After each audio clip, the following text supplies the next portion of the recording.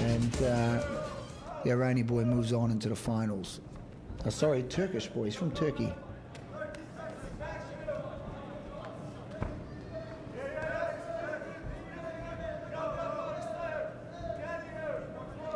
This is a good fight. Yilmaz is very strong boy, very, very strong. I shook his hand. He almost broke my hand at the press release.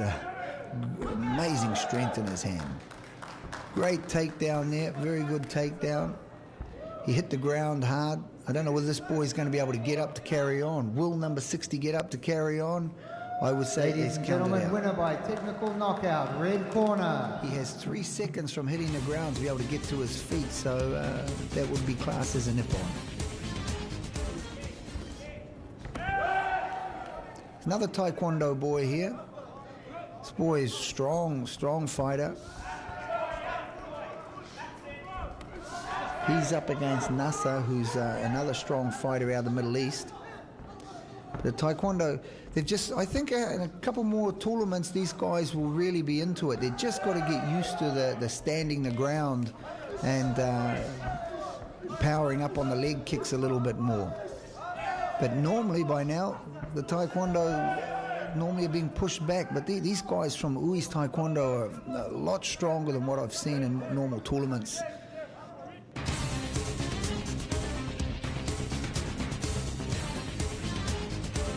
Ladies and gentlemen, we're now at the 13th fight. This is going to be a good one. It's coming up against Hiraki. Hiraki is one of Japan's strong fighters from the Barakudan Kaikan. We're starting round 1.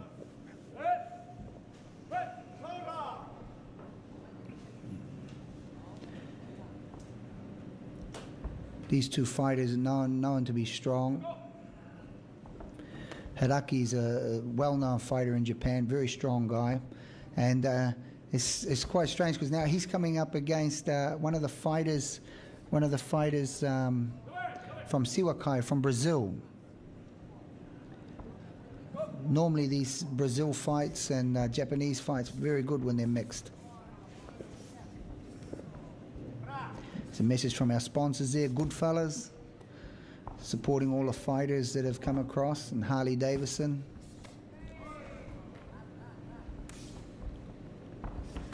Hiraki's strong, he's holding his ground, but the Brazilian seems to be pushing him around a little bit more active. Yeah, the Brazilian's being slightly more active there. However, the Japanese fighter is holding his ground there. It's whether the Barakudan fighter can weather the 2 rounds, which is not normally fought. In Japan, normally it's just a single fight.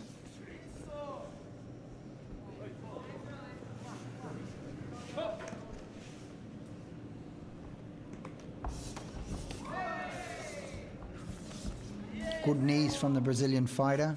Oh, there's a good axe kick. It just missed. It's obvious, yes, it has hurt the Japanese fighter. You can see him, he's favoring his arm a little bit. There, the power in that right hand's gone now.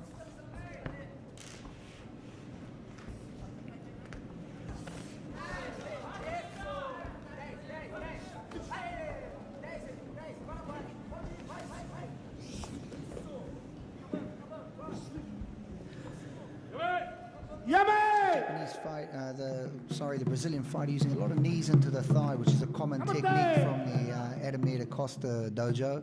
They like using the knees low into the thighs, and similar to Muay Thai.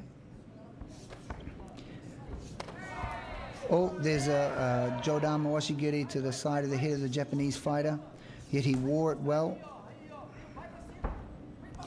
Another axe kick up onto the same shoulder. I think you're going to find this this is going to go towards the Brazilians' favor, I think, because the Japanese boy just doesn't seem to have the power that the Brazilians got. We'll have to wait and see.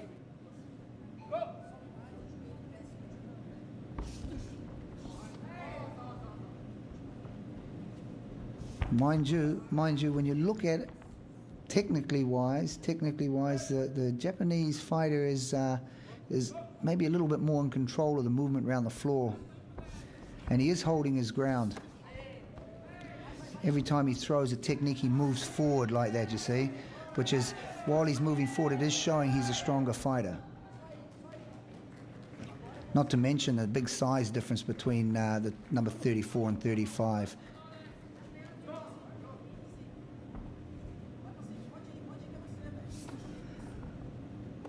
There's a strike to the groin.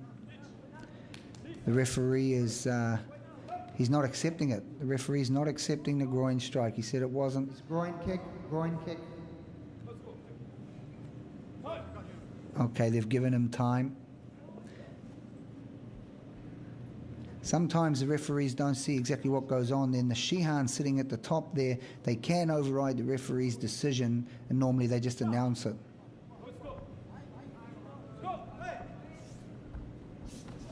It was definitely a groin kick. Strong. You see that the Japanese fighter is moving the Brazilian around.